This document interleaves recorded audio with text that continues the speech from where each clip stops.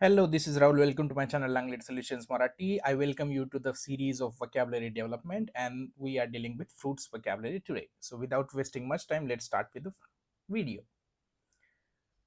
So सीताफळाला आपण इंग्लिशमध्ये कस्टर्ड ॲपल म्हणतो. आंब्याला तुम्हाला माहितच आहे की मँगो म्हणतो, आणि मँगोज जर अनेक वचनी असेल तर बेल जे असतात, ज्याची आपण पूजा करण्यासाठी वापरतो, त्याला आपण वूड ॲपल म्हणतो, आणि आलू बुखारा जो म्हणतो त्याला आपण प्लम म्हणतो.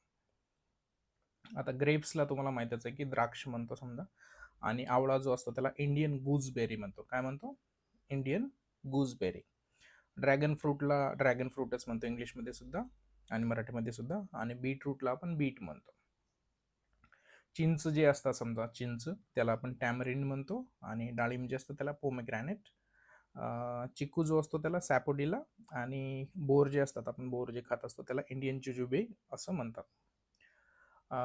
वांगी जे असतात, वांग जे असतं त्याला आपण ब्रिंजल म्हणतो, आणि त्याला एग प्लांट पण म्हणलं जातं. म्हणजेच काय की अमेरिकन आणि ब्रिटिश इंग्लिशमध्ये दोन वेगवेगळी नाव आहेत त्याला. तर ब्रिंजल एका ह्याच्यामध्ये म्हणतो, आणि एग प्लांट म्हणतो, EGG प्लांट. एग प्लांट म्हणजेच काय, ते एग सारखं दिसतं आणि ते तसं आहे म्हणून एग प्लांट असा त्याला शब्द आहे. ताडगोळा जो असतो त्याला पाम फ्रूट म्हणतो, आणि जर्दाळू जे असतात त्यांना इंग्लिशमध्ये ॲप्रिकोट म्हणतो. बनाना म्हणतो, त्याचं प्रोनाऊन्सिएशन जे आहे त्याचं आहे बनाना असं म्हणायचंय, बनाना म्हणायचं नाही, हे लक्षात ठेवायचं. पुढचं जे आहे लिची. आता लिचीला लिचीच म्हणतो. नाशपाती नावाचा जो एक मराठीमधला जो हे आहे, फ्रूट आहे, त्याला आपण इंग्लिशमध्ये पेअर म्हणतो, PEAR. दुसरा जो आहे अंजीरला आपण इंग्लिशमध्ये फिग म्हणतो, आणि रास्पबेरी. आता तो जो प आहे त्याचा आपण उच्चार जास्त प्रमाणात करत नाही, रास्पबेरी असं म्हणत नाही, आपण रॅसबेरी असं म्हणतो. म्हणजे पचा जो उच्चार आहे तो आपण जास्त प्रमाणात करत नाही. पुढचा जो शब्द आहे रामफळ. रामफळाला आपण इंग्लिशमध्ये रेड कस्टर्ड ॲपल म्हणतो.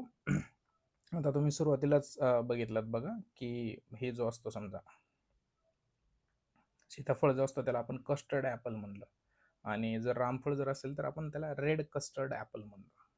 ॲपल म्हणजे नुसतं समजा, ॲपल म्हणजे सफरचंद तुम्हाला माहिती आहे, परंतु त्याच शेपच्या जर समजा सीताफळ असेल तर त्याला कस्टर्ड ॲपल, आणि जर ते जर रामफळ जर असेल, because it is red, it is called red custard Apple, त्याला आपण रामफळ म्हणतो मराठीत. पपयाला इंग्लिशमध्ये पपई म्हणतो समजा, जवळपास सेमच आहे. किवी हा सुद्धा इंग्लिश आणि मराठी सेमच आहे. खरबूज जो असतो उन्हाळ्यात जास्त प्रमाणात जर खात असतात त्याला आपण इंग्लिशमध्ये मस्क मेलॉन म्हणतो, मस्क मेलन म्हणतो, मस्क मेलन. पुढचा जो जर लिंबू जे असतात दोन प्रकारचे असतात, एक हिरवा असतो आणि एक पिवळा असतो समजा, नाही की पिकलेलं असं कच्चं जसं म्हणतो समजा त्यानुसार. तर मग लाईम जो असतो समजा, लाईम आपण हिरव्या लिंबूला म्हणतो, आणि लेमन हे आपण पिवळे जे लिंबू असतात त्यांना म्हणतो. Okay, so lime is for green लिंबू, and lemon is for yellow लिंबू. ॲव्होकाडोला ॲव्होकाडस म्हणतो, ॲव्होकॅडो म्हणतो त्याला. जांभूळ जो असतो त्याला आपण ब्लॅकबेरी पण म्हणू शकतो, आणि जामून पण म्हणतो. ओके, पुढचा जो शब्द आहे पाईनॲपल. पाईन ॲपल. आता ॲपल हा शब्द तुम्हाला माहिती आहे. पाईन, आता ते नाही काय की त्याला जे वेगवेगळे जे छिद्र असतात समजा, गोल गोल गोल गोल त्याच्या पाठीवरती, म्हणून त्याला पाईनॲपल म्हणतो समजा, किंवा मला तरी तसं वाटतं.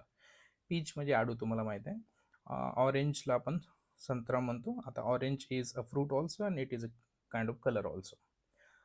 जंगली सफरचंद जे असतं समजा, नाही काय की ॲपल बोर जे असतात त्यांना आपण क्रॅब ॲपल म्हणतो. म्हणजे बोर जे असतात समजा त्याचा एक वेगळा प्रकार असतो, ॲपल बोर म्हणतो त्याला. तर त्याला क्रॅब ॲपल म्हणतो, जंगली सफरचंद. पेरू जे असतो त्याला आपण गुआवा म्हणतो. काय म्हणतो? गुआवा. आणि टरबूज जो असतो त्याला इंग्लिशमध्ये आपण वॉटरमेलन म्हणतो. आता मेलॉन नाही म्हणत, आपण वॉटरमेलन म्हणतो, लन. कोकोनटला तुम्हाला माहितच आहे की नारळ म्हणतो, आणि फणस जे असतं त्याला आपण इंग्लिशमध्ये जॅक फ्रूट म्हणतो. काय म्हणतो? Jack fruit. That's it for this video. We'll be meeting in the next video with vegetable vocabulary. So thank you so much for tuning in. Please do subscribe, share, and click the bell icon so that you will not be missing any update. This is Rahul Pawar signing off. Thank you so much.